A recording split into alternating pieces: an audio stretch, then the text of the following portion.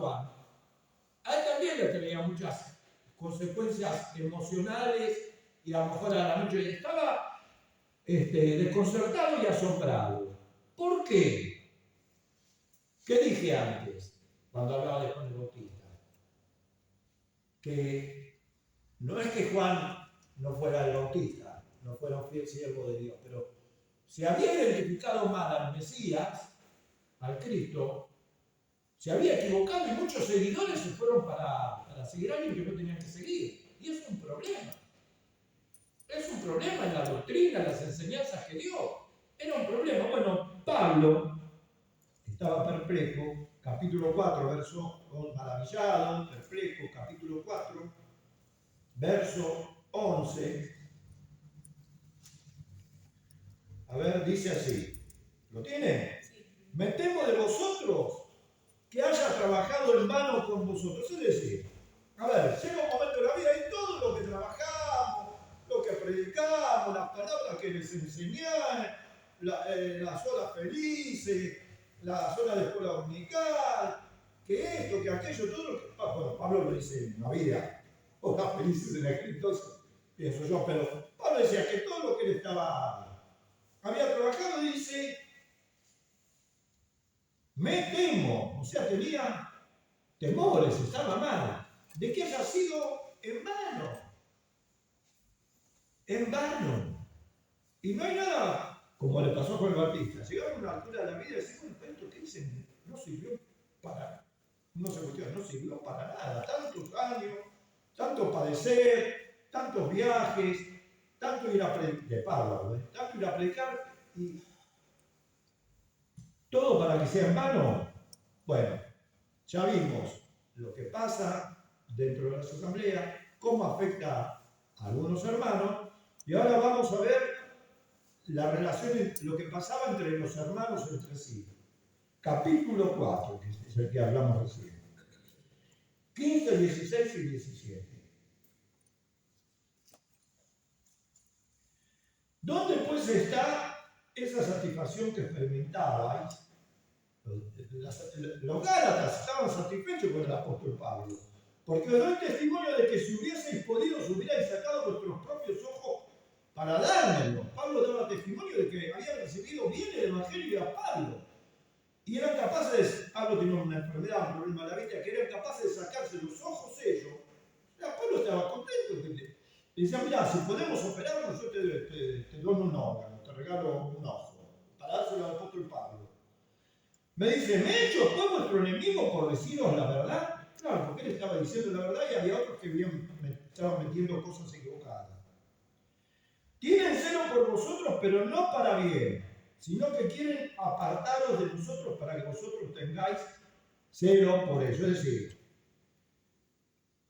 querían que la iglesia hubiera una división, apartarlos. Pablo no era el verdadero. Pablo, no, los verdaderos apóstoles son los de la iglesia en Jerusalén. No, Pablo bien dijo que lo vio en el camino. Dijo él que amamos al verdadero. Estaban los apóstoles vivos. Estaba Pedro, era una columna, lo menciona acá. Y los judaizantes se agarraban de eso, los que tenían otras doctrinas se agarraban de eso. Bueno, los quieren apartar, querían generar división. Y entre ellos, les hago una pregunta. ¿Les suena esto a cosas que han pasado en nuestras asambleas? ¿Ven cosas conocidas en estas cosas que han pasado en nuestras asambleas? Sí. Conocemos nosotros de sobra, yo lo escucho de chicos, que hay hermanos, no importa, que se van de la iglesia y se van y se llevan a la mitad de los miembros, se van y abren otra iglesia, otro, por lo que sea. ¿Los conocen? ¿Ustedes no los conocen? Sí, los conocemos.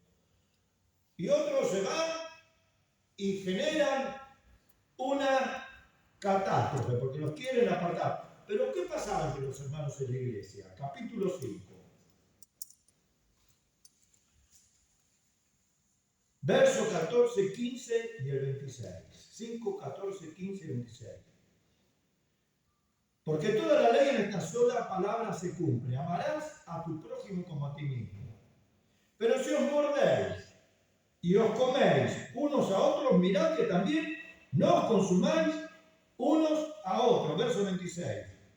No nos hagamos vanagloriosos, irritándonos unos a otros, envidiándonos unos a otros. A ver, en la iglesia estaba pasando esto.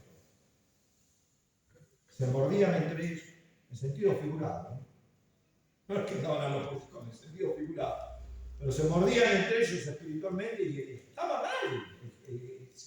Era una cosa, un caos. Se mordían entre ellos, se comían, se devoraban, se consumían, se irritaban y se envidiaban. ¿No les suena parecido a nada? Yo les pregunto y me contesten. ¿No les suena parecido a nada cosas que han pasado y pasan? Miren, así estaba mirando, no importa, en televisión, un pastor de la iglesia, no sé, que querían reportar, y de lo que mostraban en público, ¿no? Y estaba en una iglesia grande, bueno. Y ¿saben que era el momento de la ofrenda? Porque empezó a hablar, pidió que estaban, que se pararan con el horario. Y estuvo como 10, 15 minutos después, se apagó el sonido, lo que estaba saliendo mal, bueno, no sé, o si lo sacaron ellos mismos. Y hablaba del que le habían hecho una obra y que Dios bendecía, que el dador, que el que da, recibe. Miren, cuando uno va a ofrendar, y antes de ofrendar, y yo he escuchado también esto, empezamos a escuchar música sensible, y los hermanos hablan de la ofrenda, como que buscan conmover a los hermanos para que aflojen las billeteras. Vamos a decirlo en criollo. Lo he escuchado yo en grandes reuniones, conferencias a veces. Hermano, eso ya lo sabemos de antemano. No hace falta decirlo ahí. Ya se habla, bueno, uno se prepara de antemano. Bueno, estuvo como 10, 15 minutos, después lo sabía. Yo me quedé pensando qué es lo que habrá sacado, porque el sonido lo cortaron, seguía hablando, pero ya sin sonido, no sé. Y me llama no dedicar tanto tiempo, cosas raras. ¿Está bien hablar de la ofrenda? Sí, por supuesto, está bien. Pero no hagamos un motivo como especial. Ya conocemos el tema de la ofrenda. Dios ama al dador alegre, los que se dieron a sí mismos antes de ofrendar al Señor y cuando tuvieron la oportunidad cumplieron con el propósito que tenía en su corazón. Los que, y se dice, Pablo decía que prepararon una ofrenda para los hermanos de Jerusalén. Pero imagínense ustedes que vayan a algunos hermanos de Jerusalén y decir, bueno, estamos pasando, estamos mal, los creyentes de allá, y empieza así, hay que ustedes nos deben y hacen todo. No, eso no es el espíritu del cristiano real. ¿Está bien hablar de la ofrenda? Sí, por supuesto. Bueno, con estos pocos versos y tratando de encajar las dos cosas, primero, porque yo quise tratar de ver cómo nos encontramos cada uno con nuestros sentimientos, nuestro interior, delante del Señor. Y que cualquiera sea la circunstancia, hacemos bien en acercarnos al Señor y que el Señor nos va a contestar y nos va a hablar, ya sea por su palabra, ya sea en algún texto, o por algo que diga algún hermano, en alguna reunión o algo, el Señor nos va a acercar. Y después tener cuidado con este tema de cómo entran las cosas ajenas. Miren,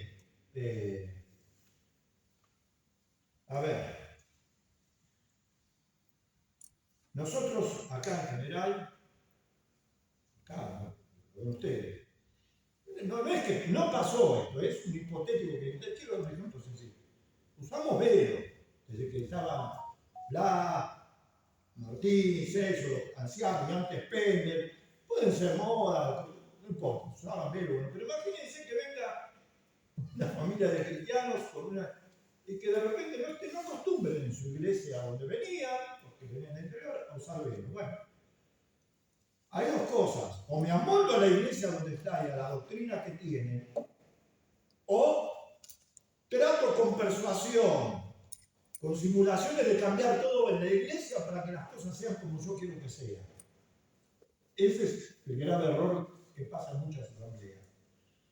No estoy hablando de Ibero ahora, es una cosa, un ejemplo sencillo. Tengamos cuidado y, como dijimos, no lo leímos, lo voy a leer ahora, porque en el fondo, ¿cuál era el tema central? La salvación de Gálatas, la salvación y la obra completa del Señor Jesucristo en la cruz, capítulo 3 de Gálatas.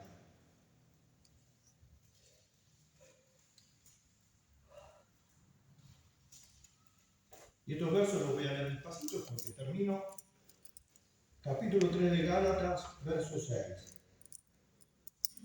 Este era el punto central de lo que estaba pasando en la iglesia de Galacia. Así Abraham creyó a Dios y le fue contado por justicia. Sabed, por tanto, que los que son de fe, estos son hijos de Abraham. No solamente los judíos, ¿sabes? Para el judío, los únicos hijos de Abraham, ¿quiénes eran? Los judíos. Pero Pablo está diciendo lo importante, miren, los que son de la fe, ellos son hijos de Abraham. Y la Escritura, previendo que Dios había de justificar por la fe a los gentiles, ya lo hablé hace unos meses atrás, Dios de antemano le dio una muy buena noticia a Abraham, diciendo: en ti serán benditas todas las naciones de la tierra. De modo que los que son de la fe, nosotros, no somos, no sé, hay algún judío acá, que se sepa no. Los que son de la fe son bendecidos con el creyente Abraham, porque todos los que dependen de las obras de la ley están bajo maldición. Y nos acercamos al punto central. Pues escrito está: maldito todo aquel que no permaneciera en todas las cosas escritas en el libro de la ley para hacerla. Y que por la ley judía, ninguno puede ser justificado para con Dios, es evidente, porque el justo por la fe vivirá.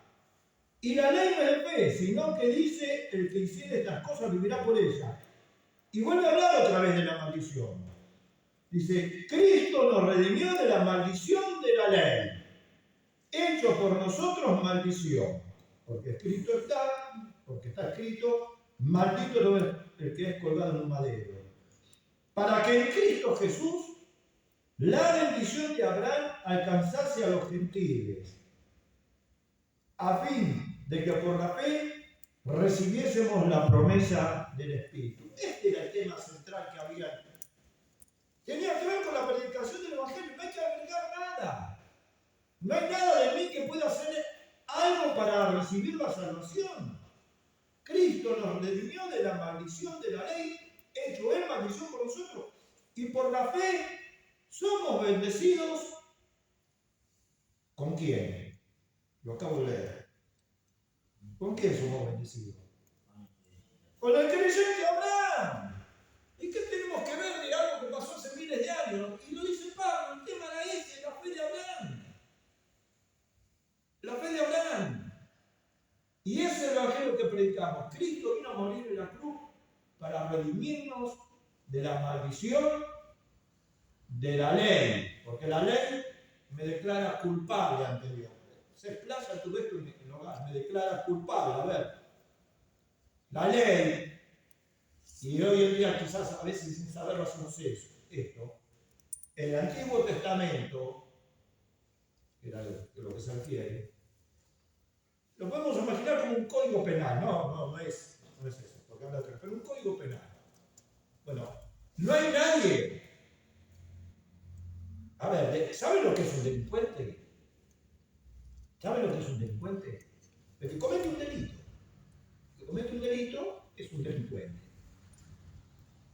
No puede haber más delitos que los establecidos en el Código Penal. Para la ley no puede haber inventarse. Solamente lo que está cuando se habla de delito del Código Penal. Bueno, la ley, que es como si fuera un código, nos declara delincuentes ante Dios. Que hemos cometido, hemos faltado en algo. En algo, hasta Juan el Bautista, el más grande de los profetas nacidos mujer, en algo. Elías también, Moisés también, en algo. Y solamente lo que sirvió que era la fe en la gracia de Dios. Así que estemos avisados de que tengamos cuidado con las cosas que vemos. ¿Por qué lo digo? Porque se escuchan mensajes muy sentimentales, muy esto, que aquello, que no, y que citan un verso o algo y todo lo que se dice no tiene. Son suposiciones del que habla. Son suposiciones del que habla. La televisión, el internet está mucho. Filtremos todo a la luz de la palabra del Señor. A la luz, y no vamos a tener problemas. Podemos tener dudas en interpretaciones, en costumbres. Sí, costumbres es una cosa. Pero en la doctrina básica y fundamental, no.